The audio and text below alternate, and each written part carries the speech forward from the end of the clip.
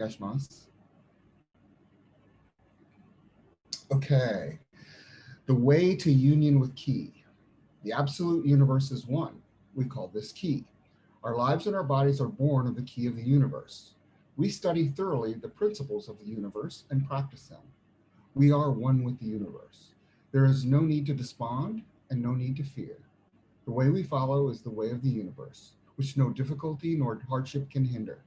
Let us have the courage to say, if I have a clear conscience and a calm spirit, I dare to face courageously any obstacle I may encounter. So, the class I propose that we're going to discuss today is how to ask questions. Because we get into classes like this, and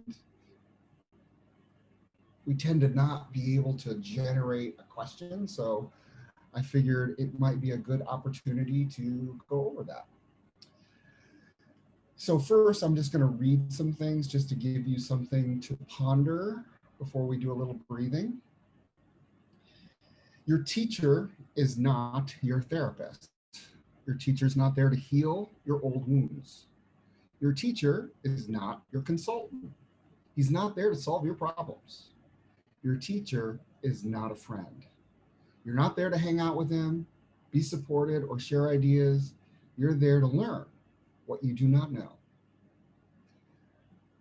So, with that being said, ponder that. We'll do some breathing on what the teacher is not, and then we'll come back. I'll read a little bit more, and then we can go into our groups to discuss. Okay. So, let me read something here that I have to help you with your questions. And that is, when you ask a question, history is not necessary. You don't need to give any history of why you're asking that question. You don't need to speculate or conjecture in a question.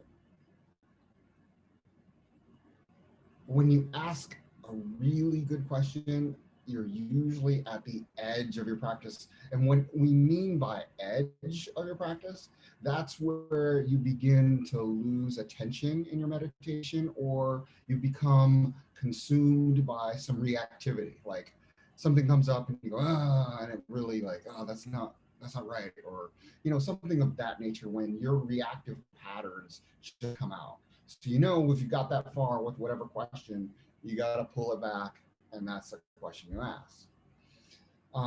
You also need to keep it simple. Simple questions are always the best questions. If it's complicated, likely you're not going to be clear or concise. So you want to be clear, you want to be concise, you want to make it simple, because if you get too complicated, you're going to lose the person you're asking the question in the question. Then he's going to go, do you really mean this, or do you really mean that? And if he's having to do that, then your question hasn't been boiled down enough. Don't try to be clever or cheeky to impress your teacher or prove yourself. That's not what questions are about. Don't look for confirmation.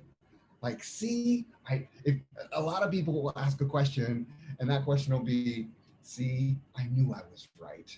If a teacher answers a question and you think to yourself, see, I knew I was right, likely you were looking for confirmation. You didn't have a question. And lastly, I'll say, ask a question behind the question. So meaning, if you come up with a question, do your 5 whys or infinite why and why you want to know this, or what about this really stumps you, then that is what you want to ask. The next thing I will say is, anytime you're in a teacher-student relationship, it's kind of like dancing in a sense. You don't want to be the person to lead. You want to be the person that follows. So when you're asking a question of your teacher, you don't want to be the person leading the conversation. You want to be following the conversation. So I think that's enough to discuss for right now. And Prakash will go ahead and put you into groups. And then we'll see you back here in, I don't know, 15 or 20 minutes. I think that's everybody. Great. what what group would like to go first?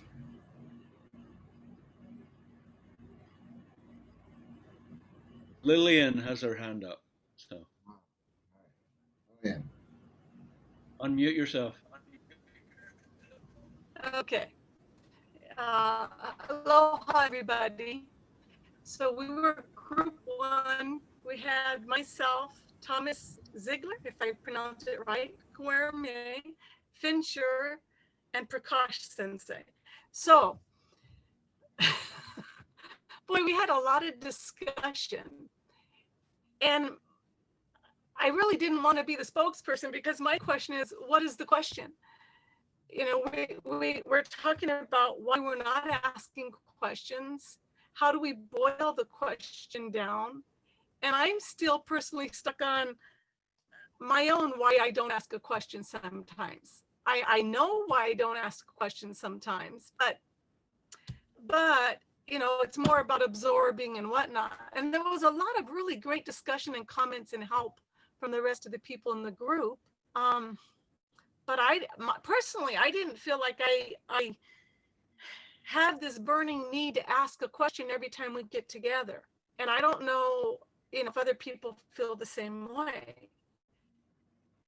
So I made this question for my group a little bit more personal. I don't have a burning question every time, and should I?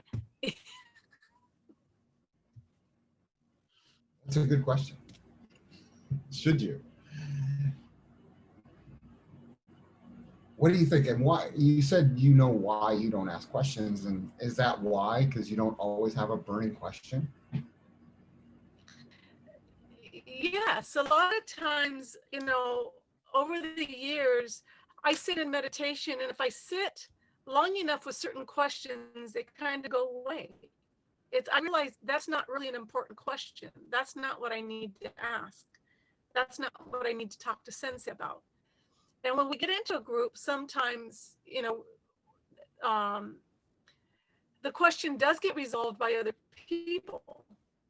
And one of the things I've noticed is that a lot of times even better questions have come up that answered my question better than the question I would have asked. They may have been finding that source of that real question in them already.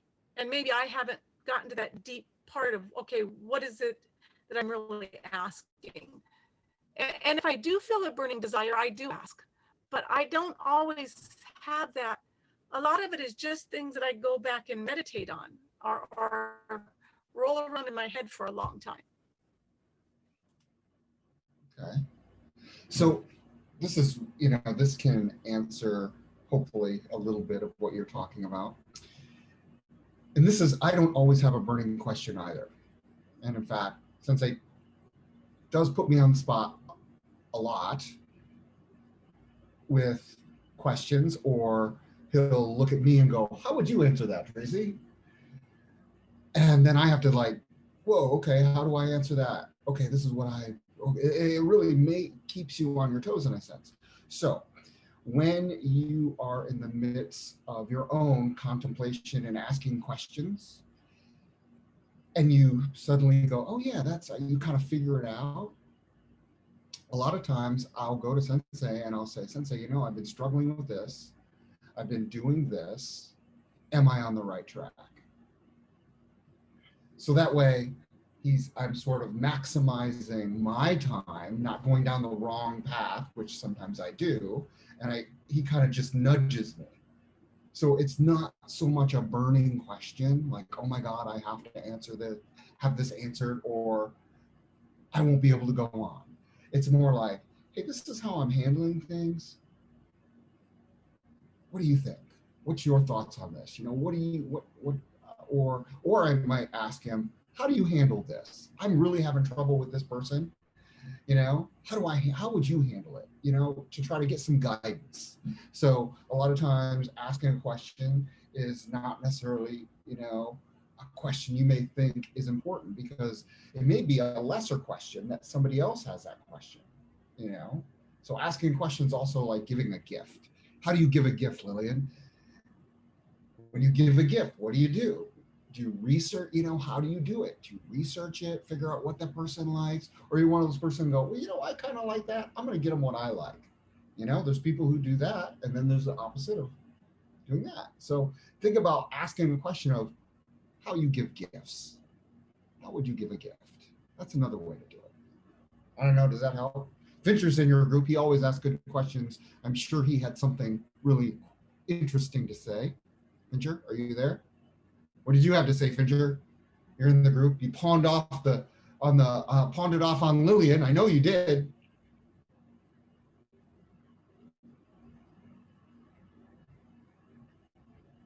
Unmute yourself, Fincher. Yeah, you got to unmute yourself. You don't know how? Oh, it's not working? Okay, let's see. Can you unmute him there, Prakash? Yeah, I'll do it. Oh, here we go. Okay. You got it. So what were your comments on this, Fincher? Well,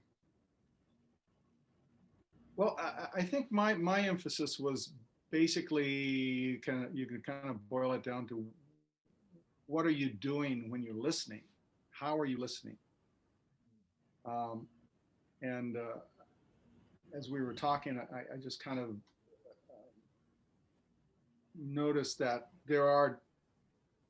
I attend Sensei's lectures sometimes in different ways. I might be just like watching a movie, listening to what he's saying, enjoying his philosophy. And then if it's a subject that really interests me, then I notice that I'm much more involved. I'm really attentive. And in those cases, there's just something that, you can't avoid a question almost, in my case, because it unlocks learning. And if you're really attending his lectures, in my opinion, to really learn that evening, then that's the way of unlocking your own learning, because that's what you're looking for. So I think that was my point in our discussion was, how are you attending? How is your attentiveness? What are you there for? And then, the questions, if you're looking to unlock your own learning, then you're going to come up with a question. You make a very good point on listening. And that reminds me of a story that Kurt Sensei often tells, and I'll retell it here. And that is, he was in a class with Suzuki Sensei. And he's going through, watching him teach the class and just kind of going through, okay, I know that. And he's doing his own little mind thing of not really listening. He's just kind of going through the motions in his head. I agree with that. I don't agree with this. He's being very judgmental in his listening. And Suzuki Sensei spun around and stared at him. Of course, he didn't say a word, but he just stared at him. And immediately Kurt Sensei went, oh yeah, I'm not listening. I'm judging, or I'm doing my own little thing in my own little mind here. That mental talk was going on in his brain and he really wasn't listening. And Suzuki Sensei sensed it and just pointed it out in a non-subtle way in his mind. It was very subtle. To everyone else, very subtle, but to Kurt Sensei, it was like a bam, like a hit in the head. So yeah, that's a very good point on listening. So thank you for sharing that. And of course, Lillian, thank you. Ilaria, would you unmute yourself? Hi, Sensei. Hello. There you are. We talked about a lot of things. One thing is kind of what Paiva Sensei was saying.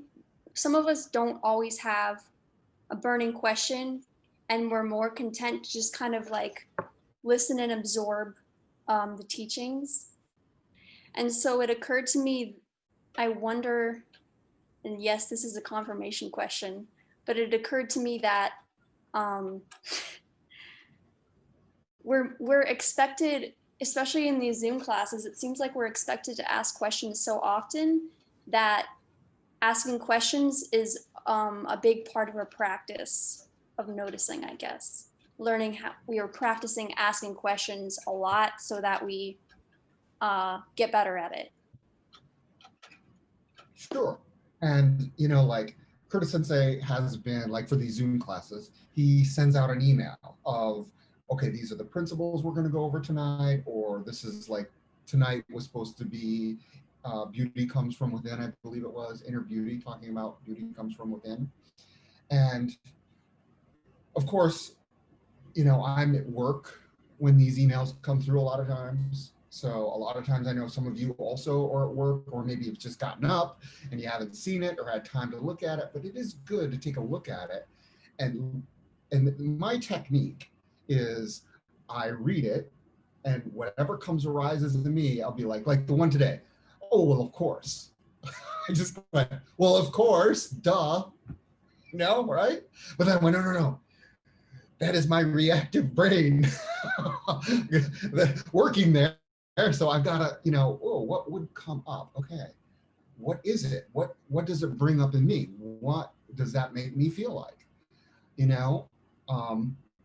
What, and just go through, why about this? Why about that? Why about this? And just keep, going over, and then maybe something will arise. Maybe something won't. There's no pill you can take to go, I need a question, and eat it and have a question. It's going to arise naturally or not. And, a lot of times they don't, especially when you're put on pressure. But hopefully that pressure you're putting yourself under is helping you adjust, helping you conceive of a question later on, or, going through the steps. It's just a matter of practice. Practice is, in these Zoom classes a lot of times, is asking a question. So a lot of times we're not very good at it. Sometimes we're really good at it. Sometimes you don't have a question. So, it's just being comfortable with it and moving through the steps and practicing over and over again. Kind of like meditation. You're not going to win. It's not about winning. So does that help you in at all? Who was in your group, by the way? Oh, I'm sorry. My group was John, Bill, and Roy. Ah, okay. Great. Olaf John Schubert, always you has say? the same questions.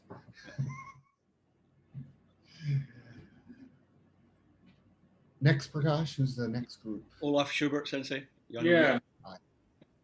Hello, everybody. Our group 2, we had Vernon and Jack Friend and Joel Perz. And yeah, we had a very interesting discussion. A lot of the topics already came up here.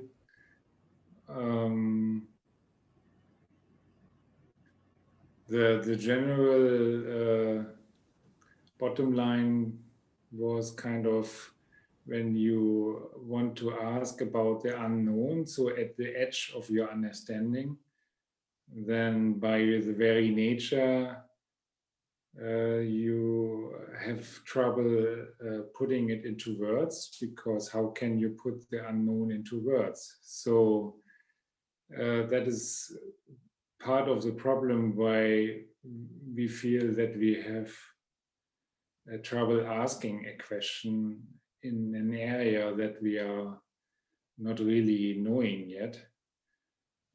So that came up. And also another point that came up was when for instance, Curtis Sensei is teaching a class, it always has a topic. So the topic is presented to us. He gives his view of certain aspects, and then he asks us, okay, so what do you think? So that he is asking us a question about our understanding of the topic. So that came also up. I remember when I'm traveling with Curtis Sensei, I have him sitting next to me for a couple of hours, sometimes 5 hours or more. And then it often happens that he asks me questions about a topic, and he's kind of drilling into into my understanding. So I'm following his drilling into my understanding of something. And then he will see if I have pondered this at all before, or if I have a correct understanding or not. So by the answer that I give. So I find this very productive. And basically the question from our group would be, so how is that related to asking a question, turning it around and sensei asking you direct questions and poking in your understanding? What do you think about that? Okay, before I answer that, how do you go about this with your students? With my students, I do it like this. Because often when I have a certain teaching topic in class, and then everybody's sitting there nodding, and okay, does anybody have a question? And you never get any question like that, because, well, then you say, okay, so my teaching must have been perfect. Yeah, but it wasn't. There are questions, but they don't want to ask, or they don't know how. So that's why I basically don't do that very often. Sometimes I do, but mostly I look at people when I'm teaching anyway. So scanning from left to right, not teaching only one, but going like this. And then I see, okay, so this person, okay, so he's looking kind of strange. And then I will ask him, so how about this? So I will drill into his understanding. And or I'm teaching a certain line of thought. And then I will ask, and what is this leading to? So to see if the students were following this line of. So I engage my students very much, which is not often, not always welcome. Some just want to be entertained. Yeah, I mean, you're right on the mark with that. When Curtis Sensei does that, if he doesn't get any questions, well, he's going to start probing people and asking and seeing where they're at in their training to see how they respond. How do you respond when you're in the hot seat? A lot of people don't respond well. Others respond, without stress.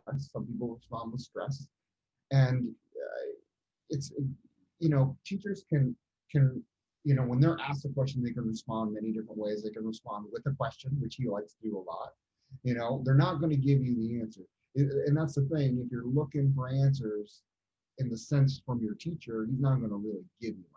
He's going to more or less guide you, nudge you,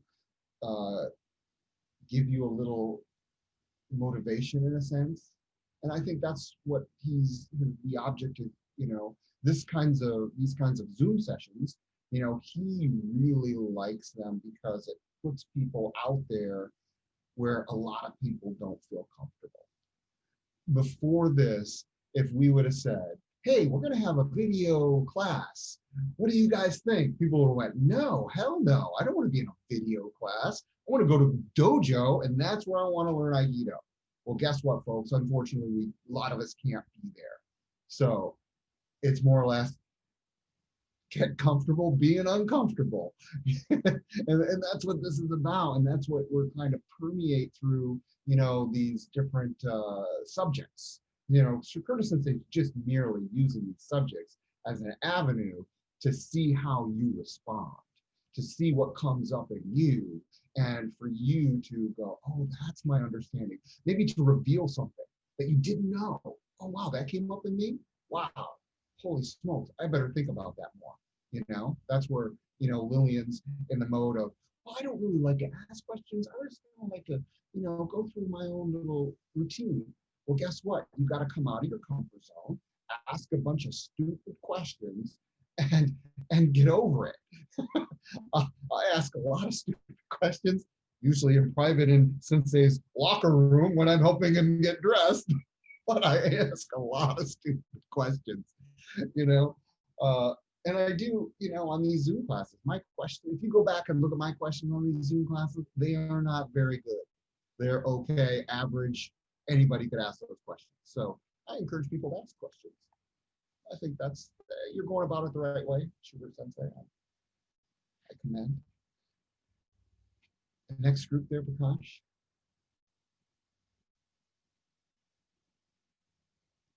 You're muted, my friend.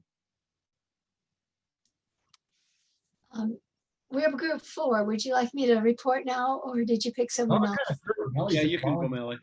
That'd be great. All right. Well, thank you. We're group 4, and in our group were Boyer Sensei, Phoenix, Andre, and Nadia. And, we really talked a lot and shared some feelings we had about discomfort with questions in different ways.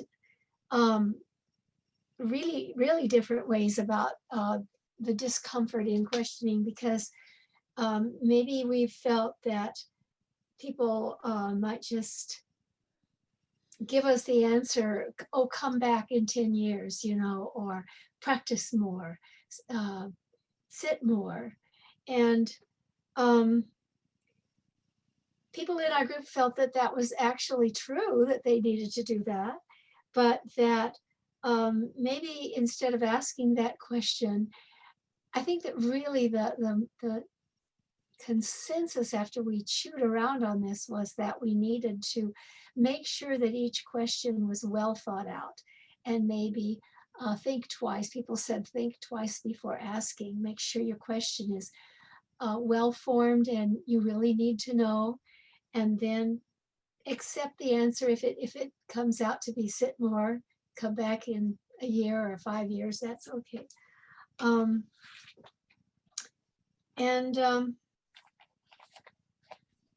Maybe there was even discomfort with the idea of the teacher saying, don't ask questions, or be careful about your questions, or being critical of our questions. We also felt that if people are not just being annoying, if they're really sincere in their questions, every question needs to be honored and be mindful of the feelings of the questioner.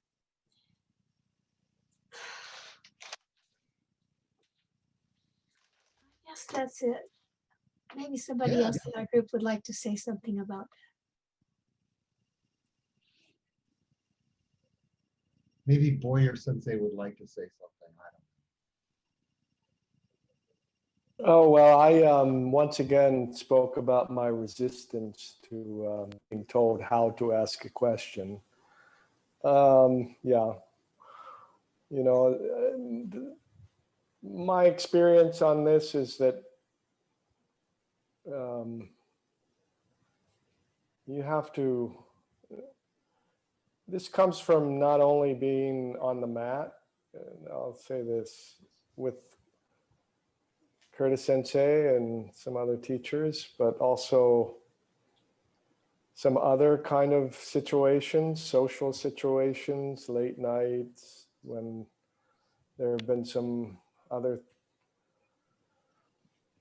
products going into our systems, and questions start circulating. And I've learned from these experiences that you really have to engage with the material. And that's what we're being basically asked to do. Engage at every moment that there's commentary. Engage all the time. So, I mean, this isn't really a question. I'm just sharing my experience with this. But yeah, but I mean, that only comes, and this I think I shared with the group, that only comes through trial and error. You basically have to ask a bunch of bad questions before you can ask, something brilliant. I mean, that's how it happens, right? I don't know, at least that's how it seems to go for me. So for every 200 bad questions, maybe there's a good one in there somewhere. So. Right. Yeah, I was, Melly mentioned as well as being uncomfortable and asking questions, or maybe, and that's actually, if you feel uncomfortable, that's actually really good, because, many of you may know about a psychological term. It's called cognitive dissonance. It's basically holding two views that really contradict with each other, and being able to look at one. For example, it's when maybe somebody that you're really good friends with does something really bad, and you're like, wait a minute, how could this happen? This person is so good, but yet this happened. In a sense of maybe, I don't know, embezzling something or doing something you really feel bad or guilty about, like, wow, they feel guilty for them. And this cognitive dissonance, when it arises, many people react with, okay, I'm gonna confirm one way or another. It's like the smoker who says they know smoking's bad, they know it causes cancer, but then they legitimize it. They get some sort of cognitive bias, and they agree that smoking actually isn't so bad, it's okay. The same thing with anything. It can come across in any which way. So a lot of times when we're faced with that, we tend to legitimize it, make it so it's okay for us, because we have to live with ourselves. It's kind of like, if you do a bad thing, it's bad. Like, they were interviewing the attorney who protected Nixon and Watergate, and he said, how I get here in prison is one little bit at a time. I did one bad thing, and then I said, oh yeah, that wasn't so bad, and I did another bad thing, and that kind of put them off the path of ethics. Ethically, they went to the wrong direction. And I think using questions to help with your own training in that sense, when you come upon something like, wait a minute, I don't like breathing 1 hour every day. I'm just not going to do it. And I'm going to talk myself into saying, it's not okay. It's okay to not do that. And then you'll get the other people that say, you must do this or else. And you're like, well, that's not right. Come on. Can we have a balance here, folks? And learning how to talk to your teacher about those problems that arise in you that are so opposed to each other that you're like, wait a minute, why am I leaning one way or the other? Why can't I be with both of them at the same time? Why can't it be okay to hold this in my mind body? So yeah, ask 200 bad questions and you might get a good one. That sounds about my style. I like it. Who's the next group there, Prakash? Group 5, you have a spokesperson. Christophe? Yeah, hello everybody. No, we don't. We did not designate a spokesperson. There was no countdown, so we assume we were into a discussion forever. So infinite discussion. But I take the initiative. I hope my group fellows don't mind, because I was taking notes. So it was group 5 with Linda, Merte, Kayomi, Alex, huh? Yes, Alexei, pardon, and myself. And at the end, we didn't have a question, but we shared opinion about the topic of asking questions. So I will go through that. It's hard to have a question that is completely boiled down. We can be afraid of asking question because we assume that the question is not relevant, and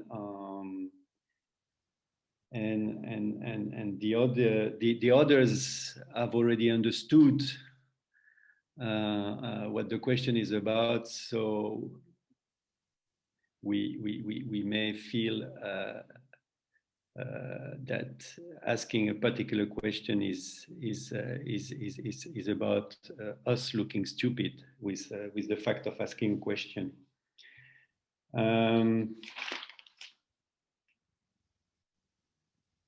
Some people said, well, for me, it's very clear. The Aikido sensei is there to answer a question about Aikido techniques and the art of meditation. For the rest, it's our business, and we have to sort out the questions by ourselves, and the mat and the discussion with the sensei is not the forum for asking other type of questions. Then there was, in what you said, the Resner sensei, there was the idea that the sensei is not your friend, etc. So what was observed was that this is a very Japanese way of putting things, and it somehow comes at clash, or it is not matching with the way things happen in the Western world. In the sense that this theoretical description is not what is apparently the situation between Curtis Sensei and people, because we often hear Curtis Sensei saying, my good friend this, my good friend that. We observe that there are friendship connections and relationship going on between Curtis Senseis and his students. So we observe that this framework that was proposed, that you proposed at the beginning, was not matching the reality necessarily. Then there was a bit of discussion on the fact that we can also see these Zoom sessions and the possibility of discussing with the sensei as opportunities to open up,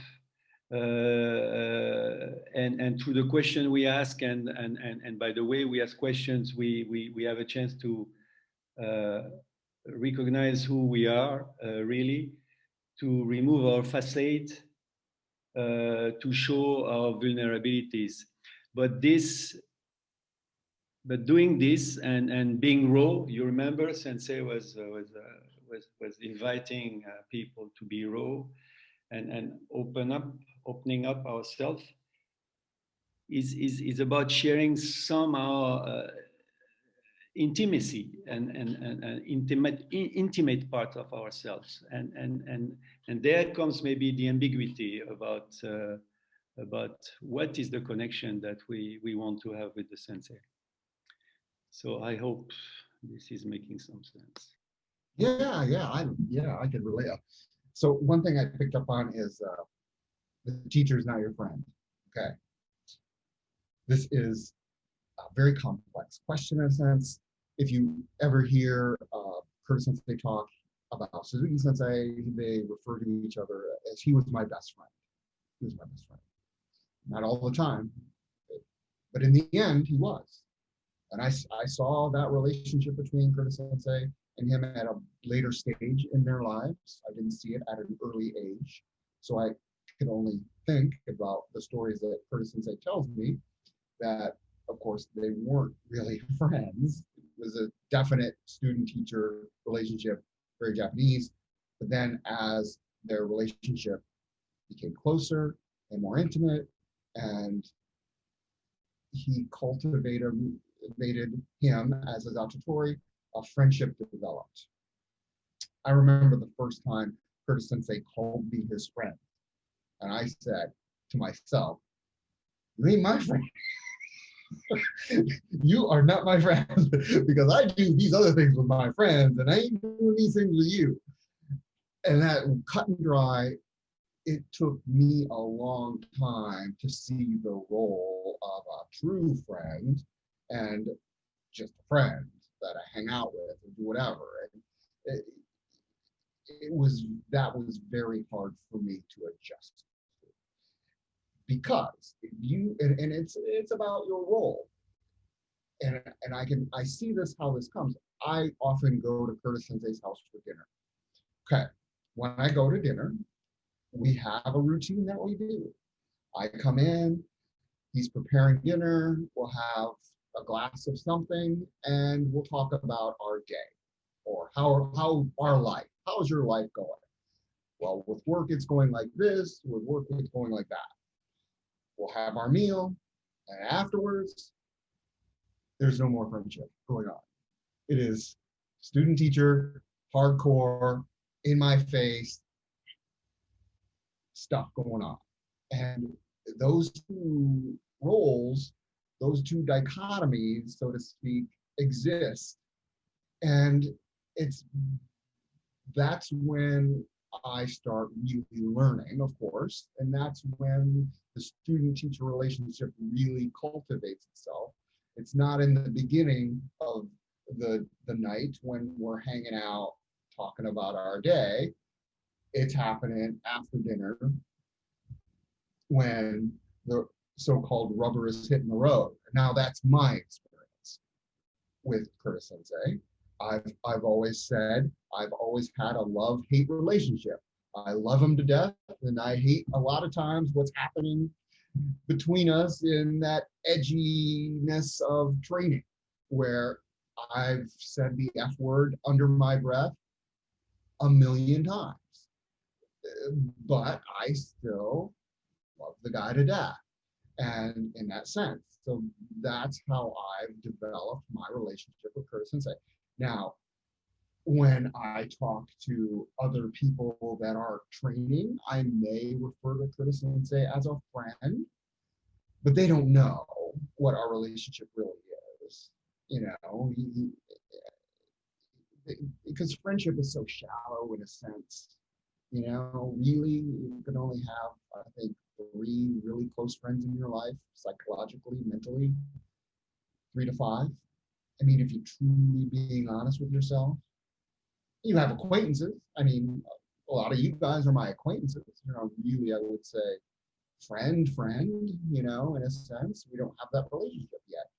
Not to say it won't happen, but I think that's a big deal. Maybe Boyer Sensei would like to jump in here and give us his experience with Curtis Sensei. He's like, no, I'll pass. But please, if you'd like to, I would love to. You did a pretty good job describing it there. I've had a very, you know, similar interactions with him. Oftentimes when we're traveling, that's when those are taking place. But yeah, it's very similar. And I think you said about earlier, you talked about being in a position of discomfort. So certainly those moments when you're mumbling under your breath, you're uncomfortable, right? And so that's, I guess, you know, is the point, is to go through that process and burn off all of that stuff that's making you uncomfortable. So, yeah. You know, Carlos and Fincher both witnessed.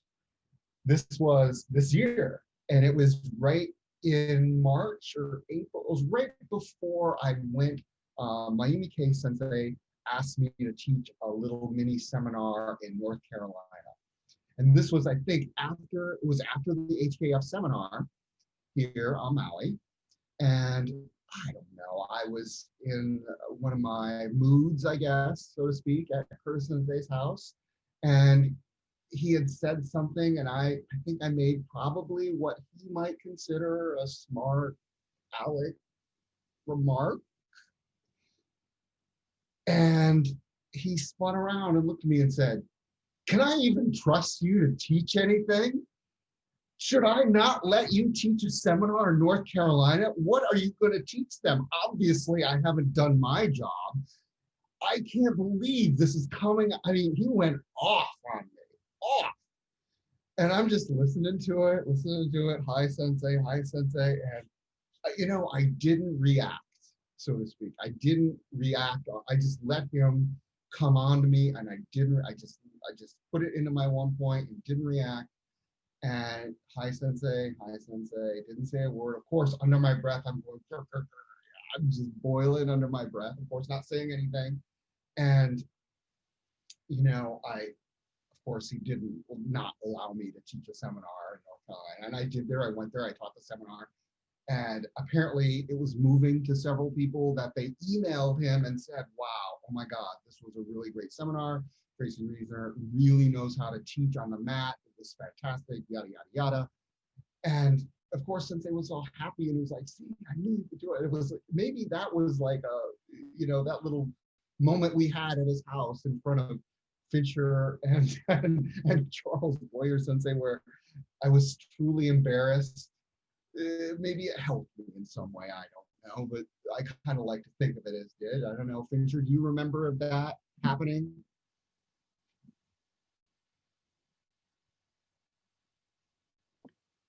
I do, yes.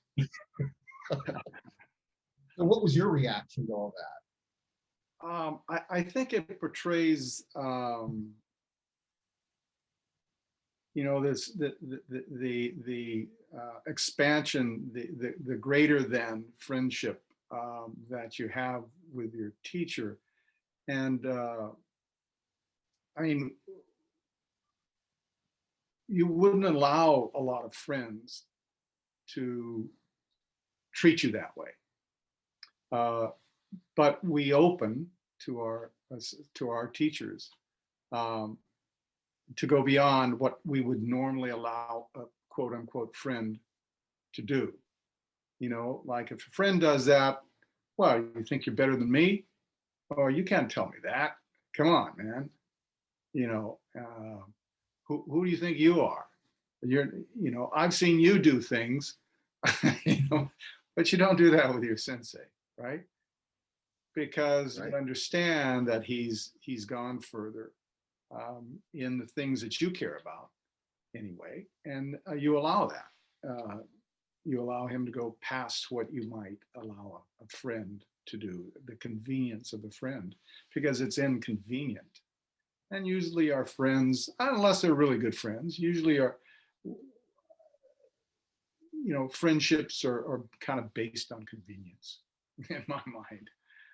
Unless you have a really deep friend, and then you're willing to, be taught by them and maybe teach them something too.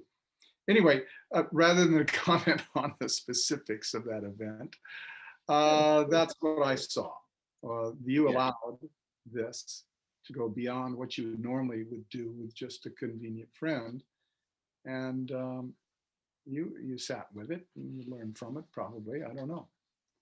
But it is something that opens us to a deeper relationship. Our teacher, anyway, our sensei. Thanks, Cedric. Yeah, sure. Thank you. Is there any other, Josh? No, that's all the group, Sensei. Okay. Well, I do have a closing statement. Just a paragraph here. I can't remember where I read this, but I liked it so much I wanted to share it. Starts off that true learning can only take place when both students and teachers accept their roles. It is only there that both teacher and student step out of their respective worlds and meet. And that meeting occurs when both go empty. So we'll leave it at that. Thanks a lot. We'll go ahead and bow out. Domo arigato gozaimashita. Thanks all for coming, and I'm sure Sensei he'll be sure back to normal with things on Sunday. So hope to see you there. Thanks a lot.